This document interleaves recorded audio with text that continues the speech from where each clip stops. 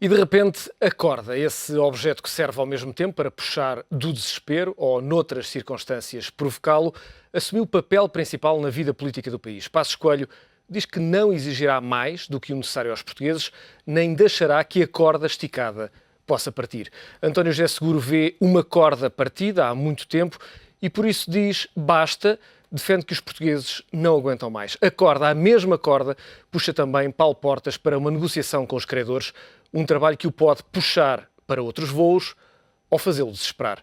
É do Estado da Nação e do rumo a seguir que falamos nesta Causa das Coisas. São convidados desta edição Manuel Monteiro, professor da Universidade de Lusíada, e também Raul Vaz, diretor executivo do Económico TV. Agradeço aos dois a vossa presença. Professor Manuel Monteiro, começo por lhe perguntar se o discurso de Pedro Passos Coelho de mudança de rumo, desta corda que não pode esticar mais, marca de facto uma mudança de estratégia ou é apenas um discurso político? É o discurso que tem que ser face às novas realidades. Ou seja, eu quando hoje vinha para cá, vinha a pensar com os meus próprios botões uma coisa muito simples. Nós temos assistido ao longo dos últimos tempos a uma multiplicidade de posições, comentários, análises, etc., de pessoas que dizem isto agora vai mudar porque fomos aos mercados e tal. E que até escrevem Passos está a ganhar a Sócrates, não sei o quê. E no dia seguinte vem a taxa do desemprego que aumenta, a espiral recessiva que ameaça, diz afinal já não estamos no caminho certo e não sei o quê e tal. A sensação franca que eu tenho é que a classe dirigente, e eu tenho procurado incluir neste conceito de classe dirigente não apenas a classe política, mas a classe dos que dirigem, seja a que nível for, a universidade, as empresas, a opinião pública, a comunicação social, a classe dirigente está um pouco à toa. Anda muito aos papéis. E, portanto, nós vamos fazendo, de um modo geral, não todos, mas de um modo geral, vamos fazendo análises e comentários em função da notícia do dia ou do dia anterior. E, portanto, hoje, quer dizer, quando olhamos para Passos Coelho, a ideia que eu tenho é que o próprio Primeiro-Ministro tem noção de que não controla rigorosamente nada, que o facto do país melhorar ou não melhorar não depende apenas de si próprio. Muita coisa depende, mas muita coisa não depende apenas de si próprio. E isto leva-me a dizer-lhe o seguinte, até tendo em atenção um aspecto que a que você fez referência aqui no texto de abertura. O primeiro é o seguinte, eu continuo a desacreditar profundamente desta opacidade europeia que persiste em não fazer um debate sério, sereno, concreto e objetivo sobre o que quer para si própria.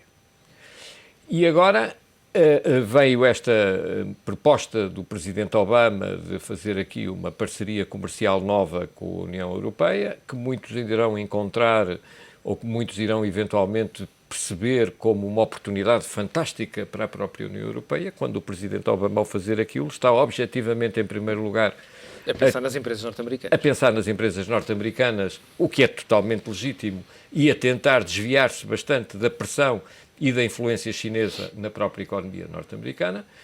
E essa questão é uma questão, para mim, de fundo. Ou seja, nós andamos totalmente aos papéis. Nós abrimos a televisão, eu peço imensa desculpa pelo que vou dizer, pelo imenso respeito que tenho por todas as pessoas que dão a sua opinião. Nós ouvimos a televisão, ouvimos quase sempre as mesmas coisas, as mesmas análises, os mesmos comentários, e nós temos de dizer, não, nós andamos aos papéis. Quer dizer, nós estamos a comentar algo que sobre o qual nem sequer somos capazes de fazer previsão. Quer dizer, amanhã há um jogo do Porto-Málaga e os entendidos poderão, eventualmente, fazer uma previsão sobre quem joga, quem não joga, se o Porto vai jogar ao ataque. Eu até pareço um grande entendido de futebol, como sabem, não percebo nada de futebol. Mas nisto não há previsões. E aqui não podem existir previsões, porque cada país, independentemente do que diz quando vai a Bruxelas, navega ao sabor dos seus próprios interesses. Os pobres, aflitinhos, para ver se conseguem convencer os ricos e sorrir para a senhora Merkel, para ela influenciar os fundos comunitários e para influenciar as instâncias financeiras no sentido de nos desapertarem um pouco a corda do pescoço. Os remediados, olhando para um lado e para o outro, para ver se não lhes acontece o que aconteceu aos pobres. E os ricos a procurar defender os seus próprios interesses. E, portanto, enquanto não houver um debate sério, sereno, sobre o que é que a Europa quer. Quer ser uma Europa de livre comércio, quer ser uma Europa que ao livre comércio liga uma união política sustentada. Enquanto este debate sério não for feito, é evidente que o Primeiro-Ministro não pode dizer outra coisa do meu ponto de vista. Só para concluir, eu penso que, e digo isto sem qualquer tipo de lacrimónia, que o primeiro grande desafio político sustentado e sério se vai colocar ao Dr. Paulo Portas, pela primeira vez na sua vida. Teve vários, uns melhores, outros piores, e a ironia do destino, eu estou à vontade porque é um personagem com quem não simpatizo, mas a ironia do destino é que o seu sucesso está aliado ao meu sucesso e ao nosso sucesso. Ou seja, se ele tiver sucesso na ação nova que vai ter dentro do governo, nós poderemos ter sucesso. Se ele tiver insucesso, é mau para ele, o que não preocupa sobremaneira, mas é mau para nós e isso obviamente já é preocupante. Raul Vaz, nesta situação em que toda a gente, como dizia o professor Manuel Monteiro, anda toda a gente aos papéis, toda a gente perdido, é sensato dizer mais uma vez, depois de um discurso do Pontal, depois de várias declarações, dizer que a crise acabou, que vem aí a retoma, voltar a dizer que não se pode pedir mais esforços aos portugueses, mais sacrifícios aos portugueses? É sensato? Eu julgo que é muito sensato, até porque os portugueses têm a consciência de que mais esforços, mais sacrifícios para quê? E a falta de expectativa, de perspectiva que existe na sociedade portuguesa, essa é que é assustadora. O que está a acontecer, eu julgo que é uma coisa muito simples, partilhando da dificuldade que o Dr. Manuel Monteiro aqui deixou, face àquilo que nós queremos e que os europeus querem da Europa, e regressando por momentos a Portugal, eu acho que é a constatação por parte do chefe do governo de que o guião político, apesar de tudo, é mais fiável e mais controlável que um guião económico. Ou seja, a ciência política é uma ciência mais exata que a ciência económica. Portanto, aquilo que foi feito até agora, que foi um esforço financeiro acima de qualquer expectativa, que foi conseguido, de certa forma, carece agora do exercício da política. E essa é a rendição do chefe do governo, que eu julgo que não é tardia, porque nunca é tarde para corrigir alguns erros, mas é a rendição à política. Ou seja, repare-se que não tem muito tempo que o chefe do Executivo dizia quem é o número 2 do governo. É o Dr. Vítor Gaspar. E o Dr. Paulo Portas é o número 3. Com a decisão deste fim de semana, ou desta semana, ou destes tempos mais recentes, Pedro Passos Coelho reconhece que, pelo menos, ambos estão numa situação de paridade, mas estão por uma questão de necessidade do governo e do próprio chefe do Executivo, ou seja, a parte financeira está feita. Mal ou bem, eu julgo que, apesar de tudo, bem, porque o ensaio do regresso aos mercados também não se pode, de um momento para o outro, entrar num ciclo algo esquizofrénico, dizer nada de bom foi feito. Não. Foram feitas algumas coisas que contribuíram para que Portugal testasse com sucesso o regresso aos mercados.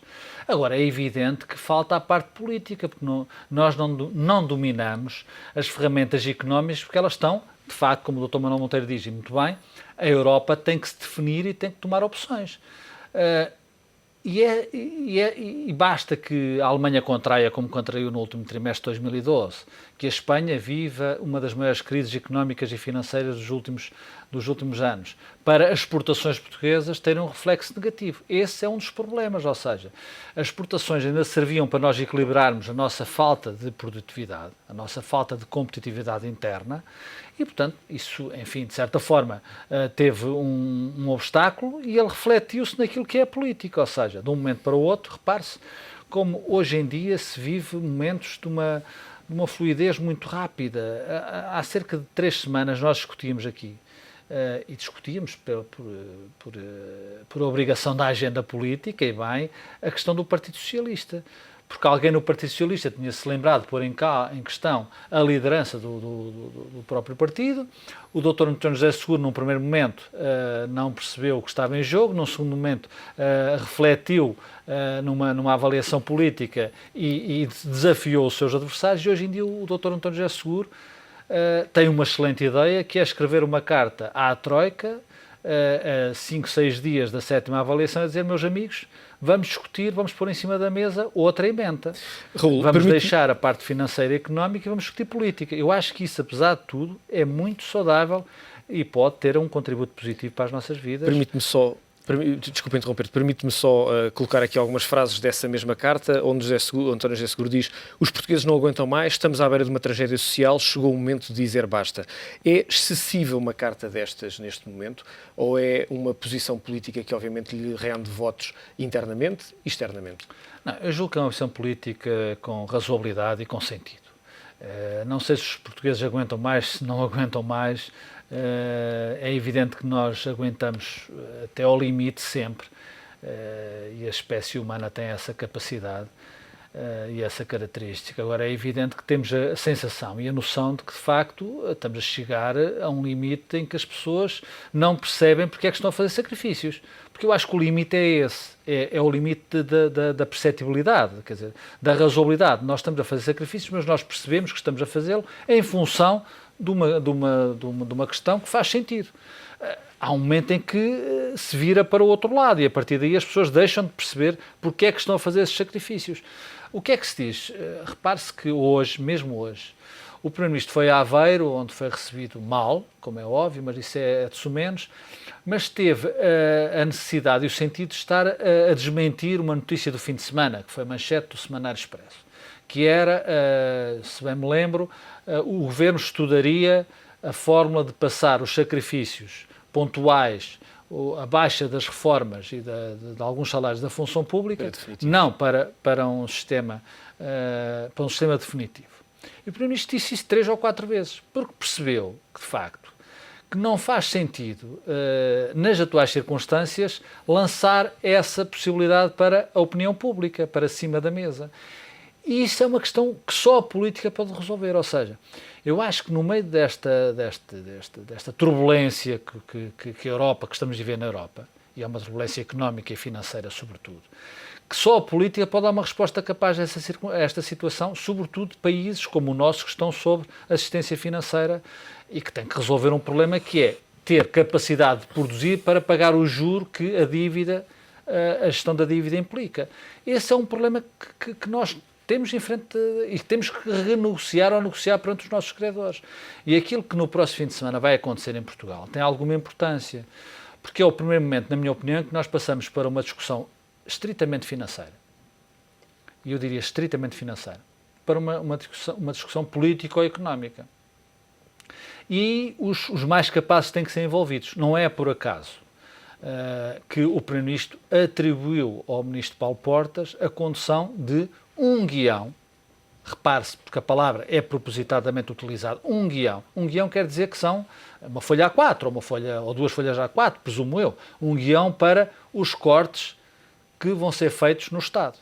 O grande desafio deste Governo, até ao fim da legislatura, se chegar ao fim da legislatura, e parece-me que, apesar de todas as contingências, está condenado para o bem e para o mal a chegar ao fim da legislatura, é a reforma do Estado. Porque nenhum governo vai ficar de bem consigo próprio, vai ficar na história, só porque resolveu um problema financeiro. Embora ele seja de uma relevância extrema, aquilo a que se chegou em Portugal. Mas não chega.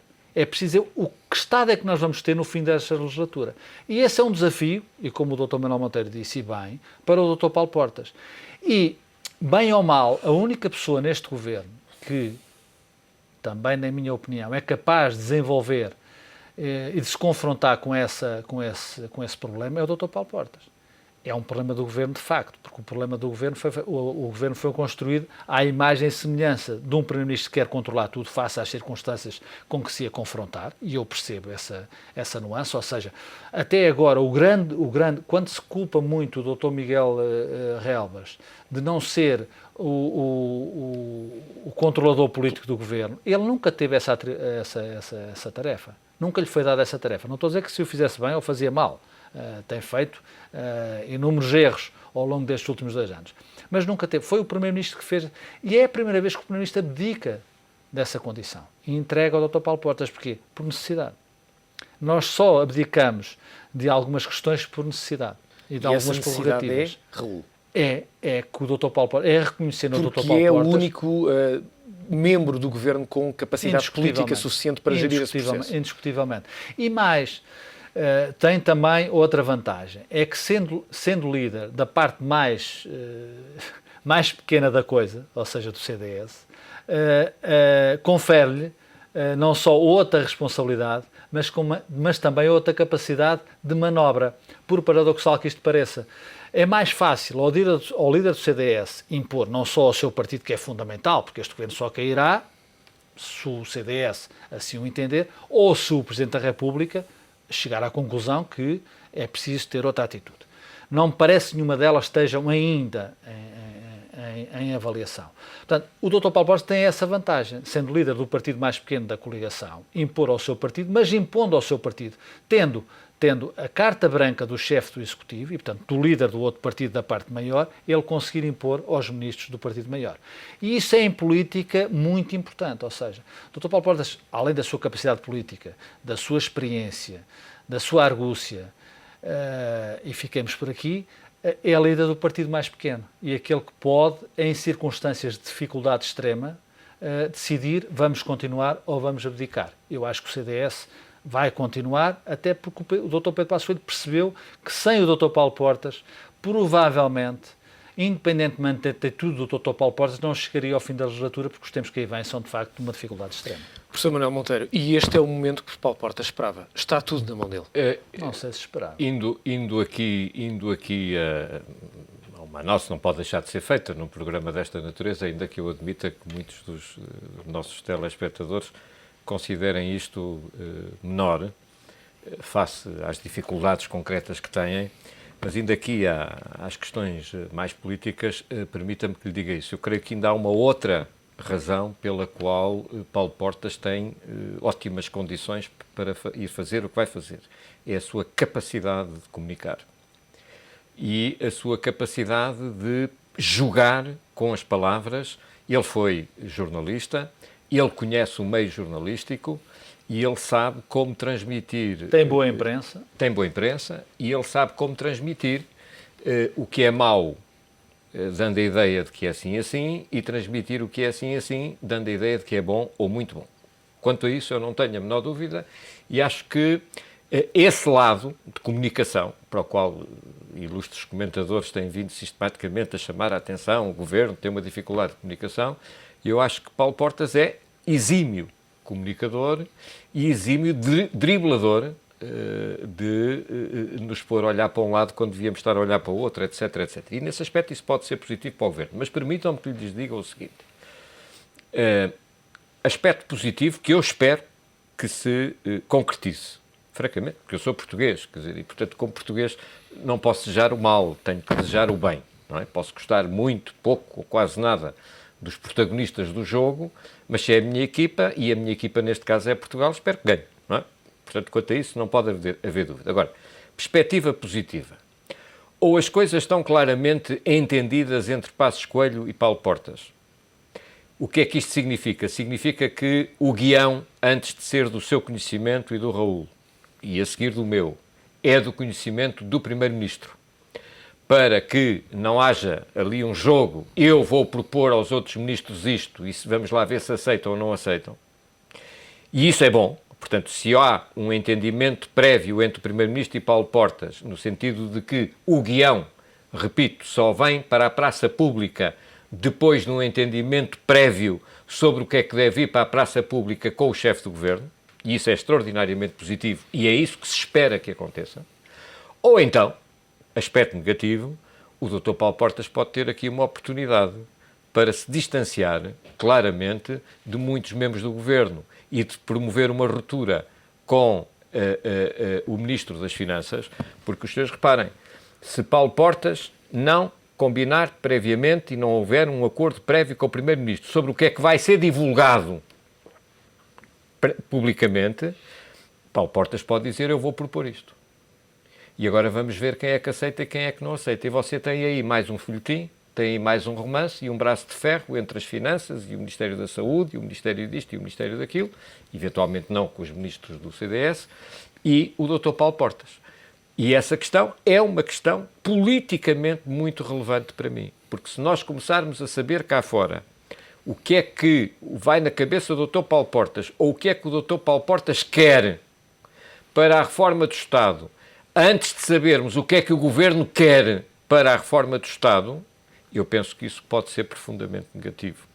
Raul, há pouco quando dizias não sei se esperava, a questão que, aproveitando essa tua deixa, a questão é isto que o professor Manuel Monteiro falava, de uma diferença entre a relação entre o CDS no Governo, o Paulo Portas no Governo e o próprio Governo, não é o que tem acontecido até hoje, relativamente a praticamente todos os assuntos polémicos? Aparentemente sim, mas quando eu disse não sei se esperava e disse antes do Dr. Manuel Monteiro pôr estas questões em cima da mesa, porque eu acho que este não é um presente envenenado para o Dr. Paulo Portas, mas tem algo de semelhante, ou seja, eu penso que o Primeiro-Ministro, que muitas pessoas acusam de ter uma cabeça muito ideológica e ter um objetivo e um plano ideológico para o país, sem excluir essa possibilidade, eu julgo que é sobretudo um pragmático. E, portanto, quando chega à conclusão de que tem que infletir a agulha e tem que usar as ferramentas que tem ao seu dispor, não tem qualquer pudor em o fazer. Acho que a palavra não é excessiva. Portanto, quer dizer, eu julgo que o Dr. Pedro Passos Coelho avaliou e apercebeu-se com rigor das circunstâncias. Porque, quer dizer, nós não poderíamos ir para a 7ª avaliação da Troika e dizer que está bem, estamos a cumprir, está tudo a ser cumprido, apesar de tudo a nossa recessão foi acima do previsto, mas foi 3,2 e no último trimestre foi 3,8. Está bem, temos 1 milhão e tal de desempregados, mas enfim, se vocês nos deixarem alterar as regras do subsídio de desemprego, talvez a gente dê a volta ao texto.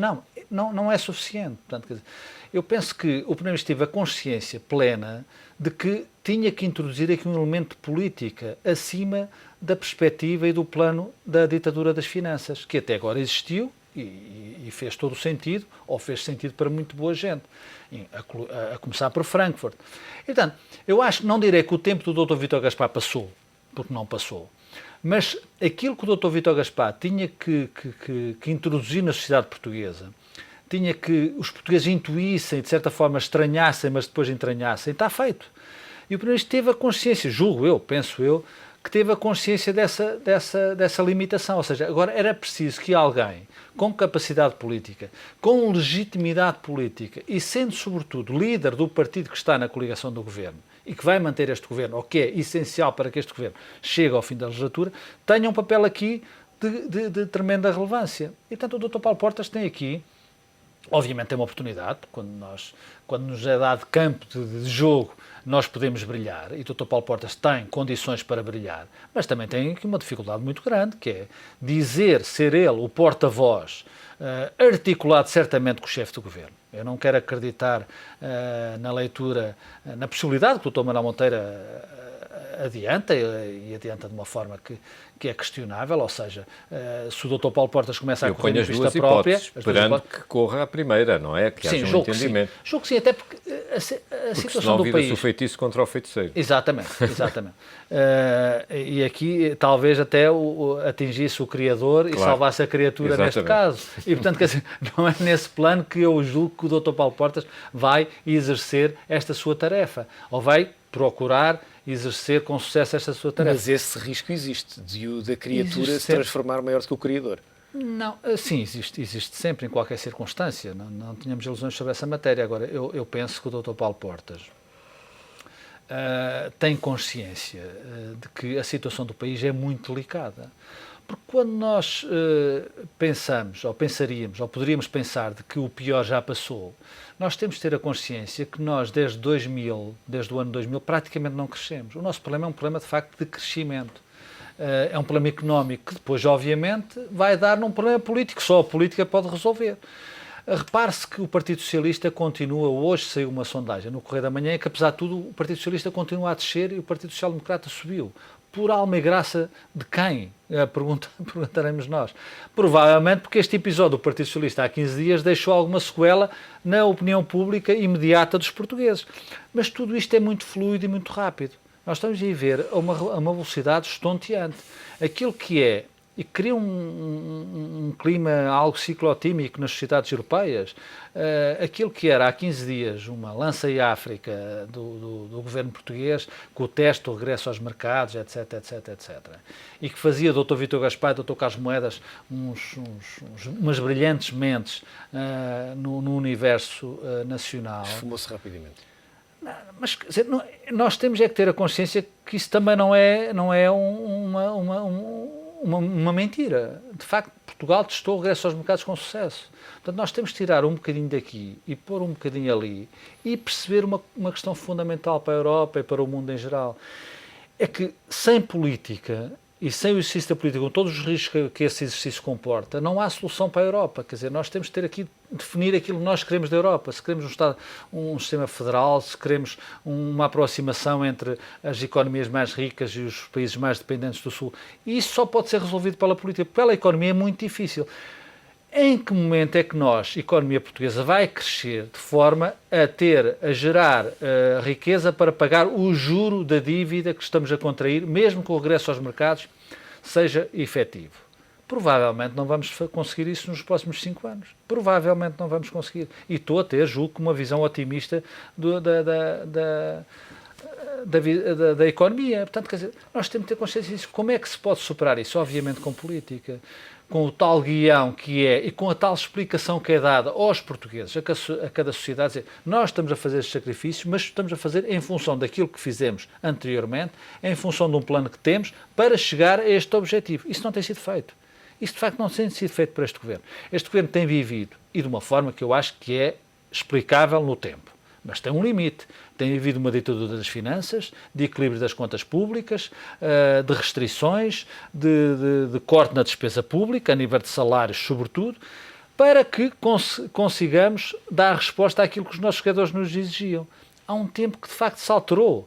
Não se alterou em 15 dias, alterou-se pela evolução do próprio tempo. Porque houve uma contração na Alemanha, porque houve um problema em Espanha que se agudizou, porque há um problema político em Itália, porque França não conseguiu aquilo que o Sr. Hollande vendeu como em campanha eleitoral aos franceses. Portanto, isto é um melting pot que, de facto, cria aqui um problema político que, infelizmente, na arquitetura do governo português, tem provavelmente 2, 3 pessoas que podem dar resposta a ela. Algumas dessas pessoas estão ocupadas com as suas tutelas, com as suas próprias tutelas, e outras estão livres para fazer política. Eu julgo que essa é, felizmente para o governo português e para os portugueses, a liberdade que tem hoje o Dr. Paulo Porta.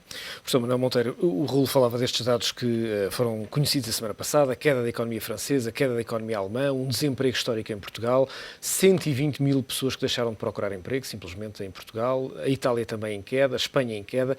Há este ponto aqui de que a política, de facto, começa a ser o SOS para resolver estes problemas, porque já chegámos à conclusão que, de facto, o caminho é este, sempre a cair um pouco mais. Sim, eu penso que eu não tenho uma visão catastrofista, mas eu penso que nós podemos estar aqui a assistir a rastilhos que façam explodir barris de pólvora em vários pontos da União Europeia.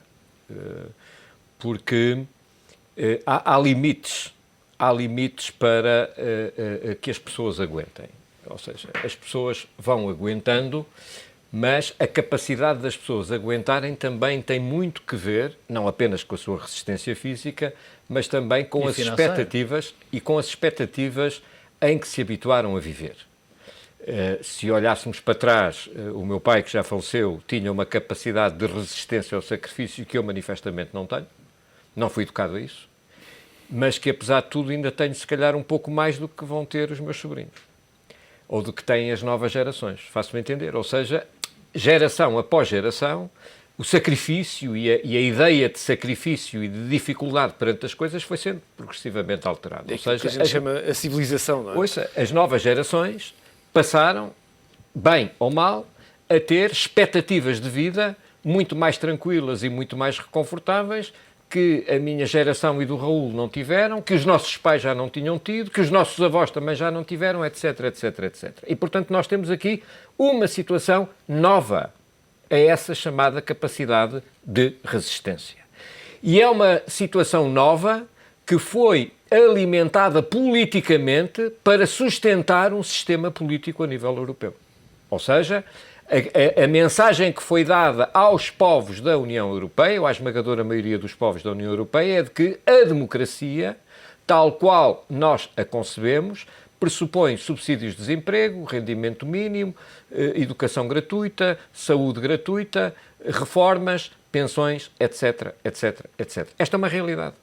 E é essa realidade que de um momento para o outro se alterou. Porquê é que se alterou? Começou-se a alterar objetivamente porque a União Europeia quis fazer a quadratura do círculo e quis fazer a quadratura do círculo indo atrás de um sonho mirífico de uma coisa chamada globalização em nome do free trade, mas não do fair trade. E eu vejo muita gente dizer que temos que avançar no caminho e continuar no caminho. Ainda há dias vi um ilustre professor da Universidade Nova, que não tenho o privilégio de conhecer, dizer que o que é que seria se acabasse o livre comércio, mas eu gostaria de saber como é que ele reagiria se amanhã houvesse um professor catedrático que estivesse disponível, vindo do Vietnã, da China ou coisa que o valha, para dizer: eu faço exatamente o mesmo trabalho, com os mesmos resultados que este senhor, e os senhores a mim não têm que me pagar salário.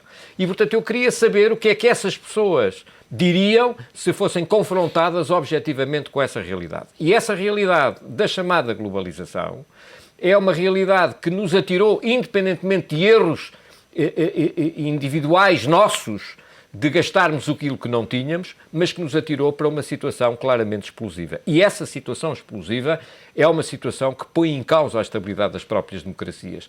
Os povos começaram a perceber, por um lado, que lhes mentiram, segundo, que lhes estão a tirar todos os dias a expectativa, a tal expectativa. Porque a gestão das expectativas em democracia é uma coisa extraordinariamente importante até para acalmar as populações e para fazer com que a máquina funcione e que o jogo se faça.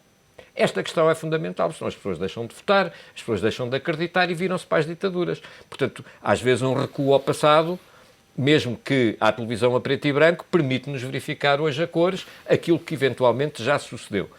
E essas expectativas, ao desaparecerem, estão a provocar focos de tensão profundos em vários pontos da Europa que eu creio muito complicados para a estabilidade dos regimes políticos. Não estou a dizer que vêm aí revoluções ou que vêm aí golpes de Estado, mas que antevejo, infelizmente, manifestações intensas de desespero por parte dos cidadãos. Isso antevejo.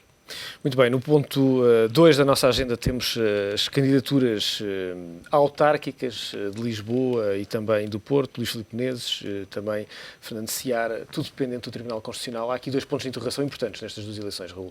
Que importância é que esta decisão do Tribunal Constitucional pode jogar com os resultados destas 2 importantes câmaras, as 2 mais importantes do país?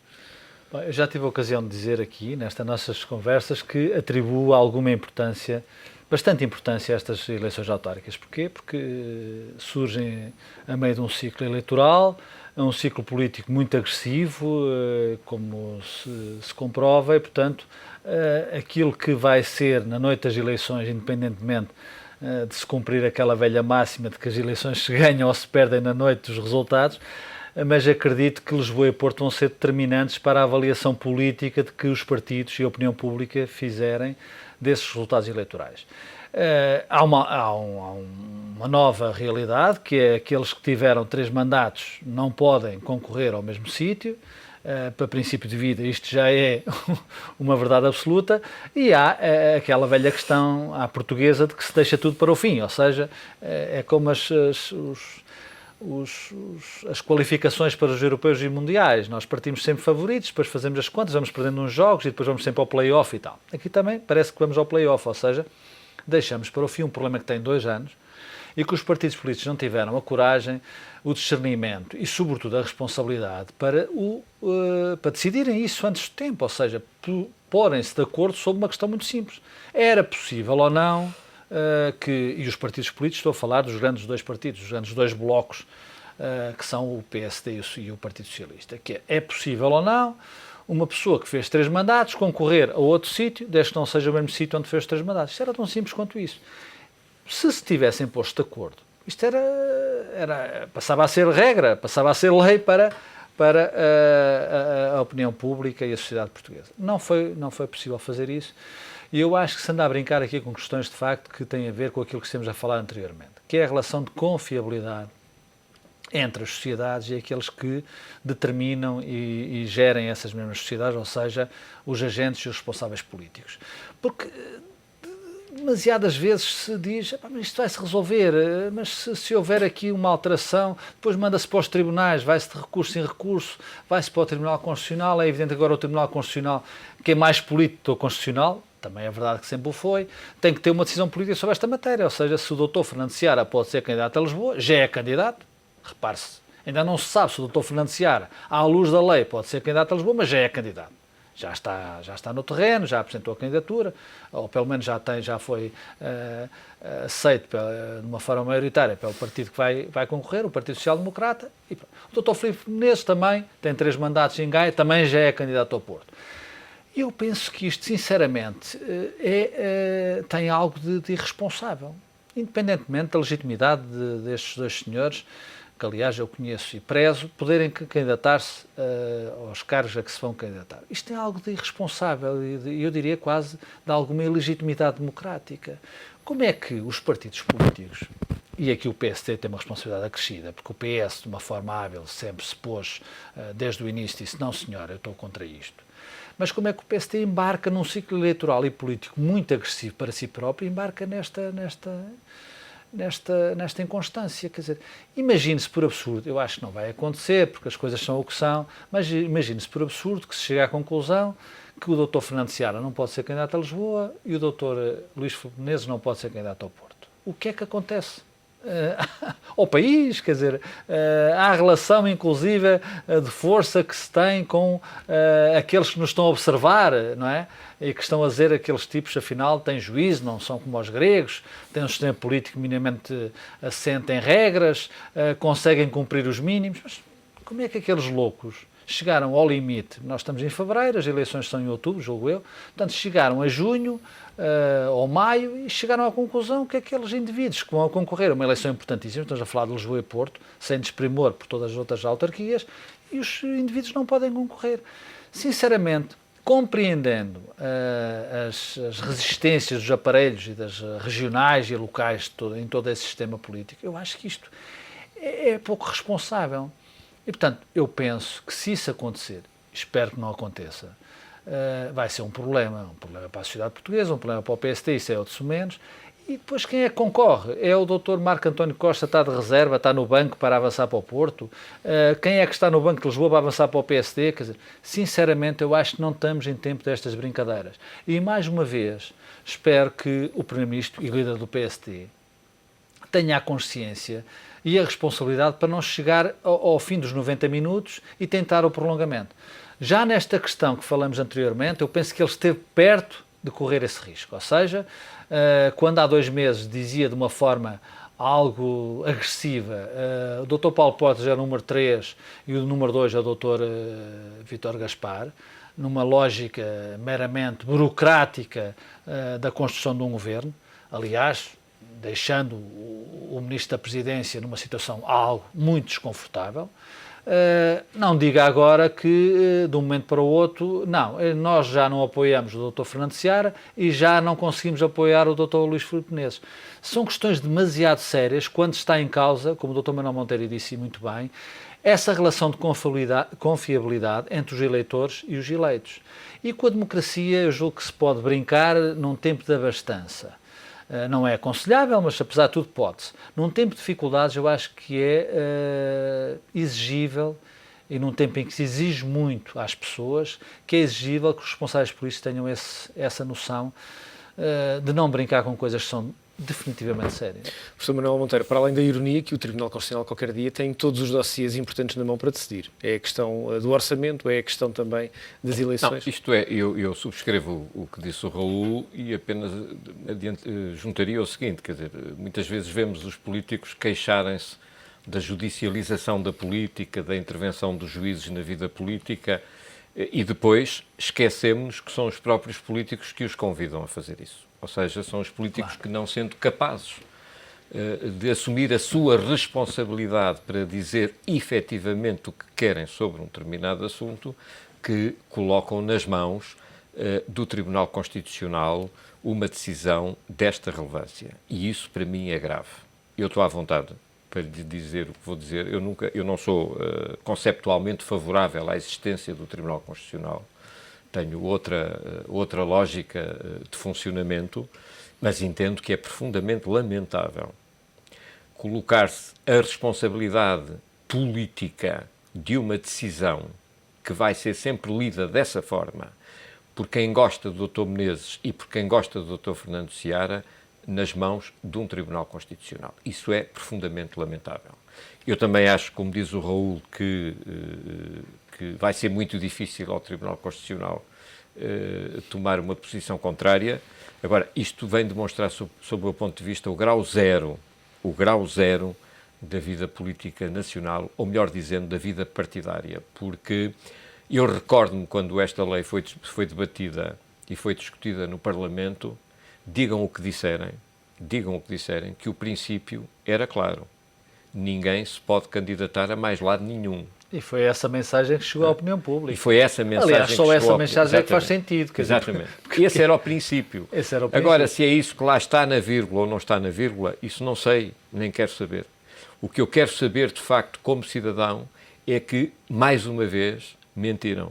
Mais uma vez, traíram a tal confiabilidade que é exigível dos cidadãos. Depois esta ideia de que não há mais ninguém para ser candidato, seja a que sítio for, do que aquele determinado indivíduo, é um aspecto que eu sinceramente não quer dizer, custa-me inclusive a perceber, quer dizer, como é que... E mais, e há quero aqui muita dizer gente uma coisa, capaz, com todo isso o não respeito. há que dar oportunidade a pessoas para serem capazes Aliás, de enfrentar os desafios. Mas a democracia também é essa a renovação. Claro, a Mas eu democracia vou também é esse dizer o espírito de seguinte, renovação. se eu estivesse no lugar dos candidatos, independentemente de gostarmos mais ou gostarmos menos, não é isso aqui que está em causa, eu só aceitaria ter sido candidato se o partido que me estivesse a convidar tivesse previamente feito a aclaração disto no local próprio que é a Assembleia da República, porque é com isso que se dá um sinal inequívoco de diferença e de um comportamento distinto face àquilo que se critica. Professor Manuel Monteiro, Raul Vaz, é sempre um gosto contar convosco nesta causa das coisas, que fica por aqui, regressa